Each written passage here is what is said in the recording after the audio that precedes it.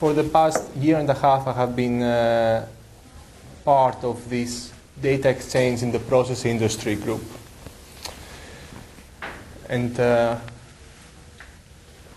here I'm going to briefly talk about what was the problem, why this group was formed, and some background to what is the basis of this work, and then how this information model could interoperate with the OPC UA. So here we have been talking about Industry 4.0, we have been talking about the Internet of Things, Industrial Internet of Things, and all these ideas. Some very nice standards, but practically what we need is industrial adoption. So if software vendors don't really jump into these technologies and produce tools like these big vendors that owner-operators trust, they don't start supporting this actively, then there's very little progress in interoperability apart from nice academic papers and work. Of course, the business interest of software vendors is to, at least the short-term or maybe short-sighted interest of software vendors is to keep companies locked into their platforms. So within their platforms, you can easily move data, but when you want to jump from one platform to the other, then there starts to be a problem. But this problem now becomes an issue when we want to access the data from a third-party point of view. We want to use the data to provide added value. So it's even more of a problem now in the Industry 4.0 context. So a few words about the ISO 15926 standard. This is the basis of the work done in the DEXPI Group. So it's a standard about integration of life cycle data for process plants. It has started from the oil and gas industry, but of course it can be applied to process modeling in general. So this was started by the POSIS-CSR Association, a non-profit global standardization organization, and one of the first groups that were working on this standard was the iRing Tools user group. So sometimes iRing is used as a name of for this standard. The first approach that they used was to just transfer pieces of information between software tools. Not the whole diagram, but maybe just some variables, just some attributes. A few words about the Proteus schema. So this kind of specification specializes the 15926 standard in a way that it's practically useful for the companies. And the way to store this information is the Proteus XML. So that's how this Proteus schema comes to the picture. It used to be called XMPlant, and many companies know it by this name, but that was a protected name, so now the open name is Proteus.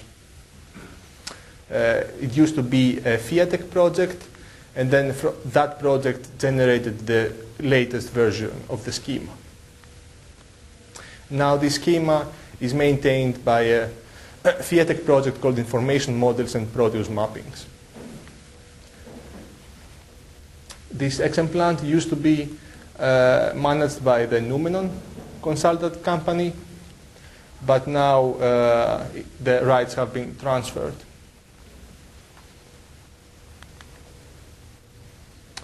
So what's the goal of the DEXPI Group? So they want to create a standard for transferring piping and instrumentation diagram information, the whole diagram, between software vendors. So if a P&ID diagram is created in SmartPlant P&ID, they want to be able to open it in AutoCAD P&ID or in Siemens Commos. What's the history of this DEXPI? Where does it belong? So DEHEMA is a non-profit organization basically from chemical engineering. They have an initiative called ProcessNet, and this DEXPI is a working party of this initiative.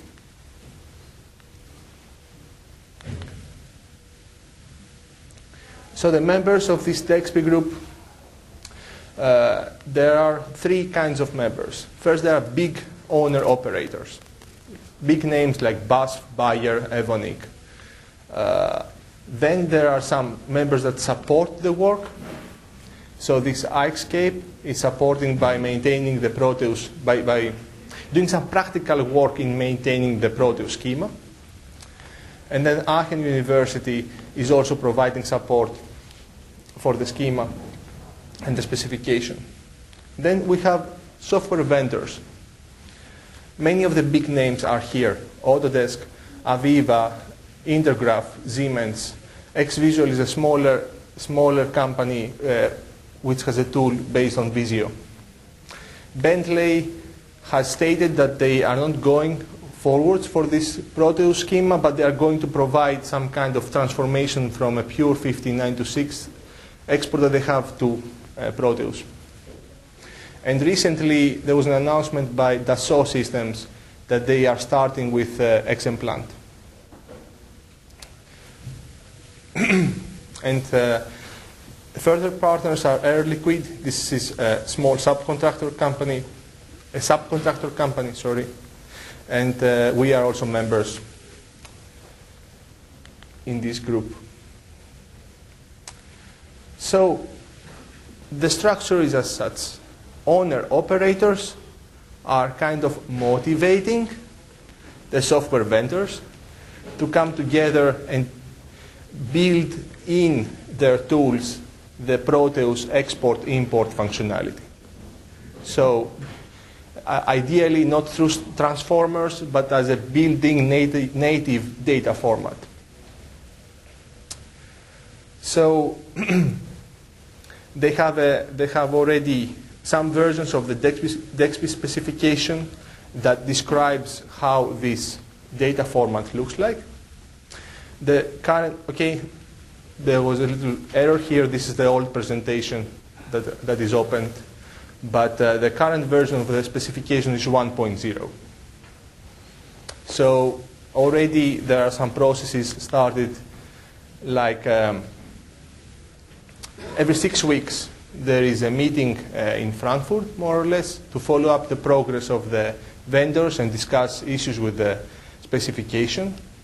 Then there is a management group meeting every year that at a very high level companies monitor the progress of the group.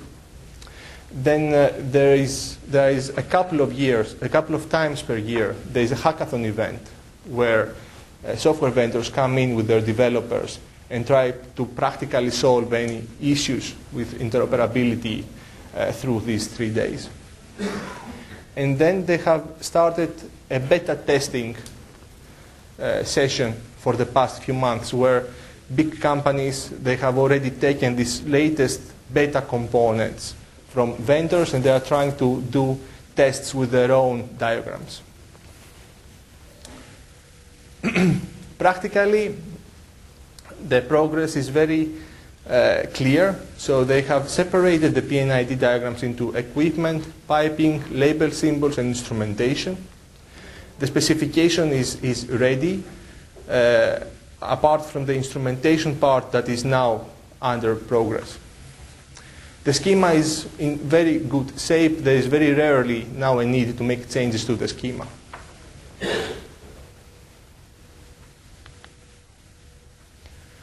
So the collaboration is mainly done through this workspace. Now everybody has the opportunity to create test cases based on their own examples, where everybody else could try to import and export and make some bug reports and see how it goes. So the progress now has started speeding up towards having something more real in the tools. The DEXPI also provides a verificator. It used to be only an online verificator where someone could upload a Proteus XML file. This verificator would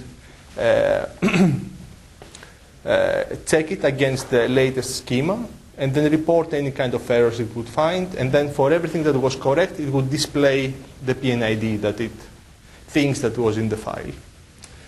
Nowadays, there is also an offline version of this verificator. So, how does this now relate to OPC UA?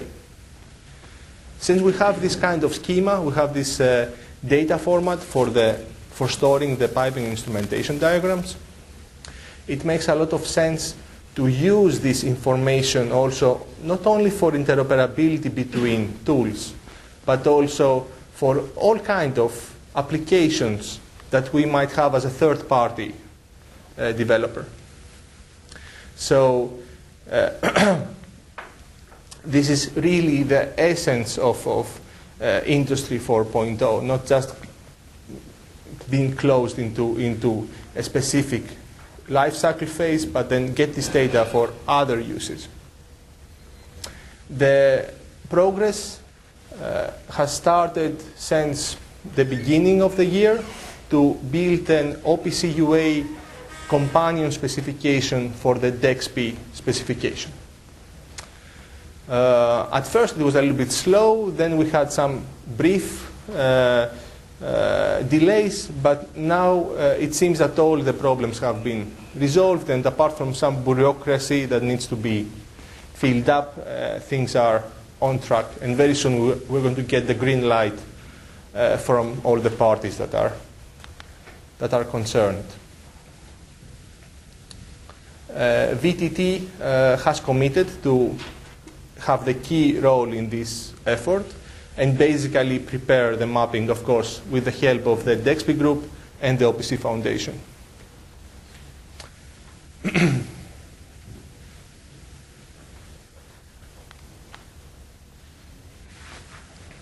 We are starting this as a joint effort. So this means that we are actively collaborating with the OPC Foundation, and we're going to use know-how that the OPC Foundation can provide. We're not going to have it only as a DEXPI Group specification. And so far, our interaction with the OPC Foundation has been very, very excellent, very fast and very easy, no problems. Of course, this is not the first time that we have been thinking of mappings between OPC UA and the DEXPI Proteus format. We have done this kind of work in research projects in the past using our own proof of concept mappings, and we have seen that it is pretty much possible to access piping and instrumentation data over OPC UA. So in this case, we use the transformer from the OPC UA, from the Proteus format to an OPC UA address space, and then we use the process SDK to create the OPC UA server. And then we had access to all data that was present in the Proteus XML file. There was one more slide before the thank you. So the slide that is missing was that why do we even need this? Okay, so why do we need an OPC UA server for the piping and instrumentation data, or for any other kind of data for that matter? So it goes into a big picture that we want to be able to have a unified access to data from all aspects of the plant. So might be 3D data, 2D data, might be maintenance data, operational data, automation data, all kinds of aspects need to be accessed in a unified way so that we can not only monitor them. Okay, monitoring is something that we can do in a straightforward way, but also use this information to reason about the situation of the plant, make decisions, and support all kinds of services that are on top of this Internet of Things and Industry 4.0 idea. Because otherwise, if we have ad hoc connections to all these different data sources, then this is a non-maintainable solution. It might work for a project and might have a nice demo with specific versions of specific tools, but then 1 year later it's broken. And no one's willing to maintain such a thing. So I think that very soon we're going to get the good news that we have green light from all parties, and we are going to start working on this new OPC UA specification for the DEXPI specification. If you have any questions, we'll be glad to answer.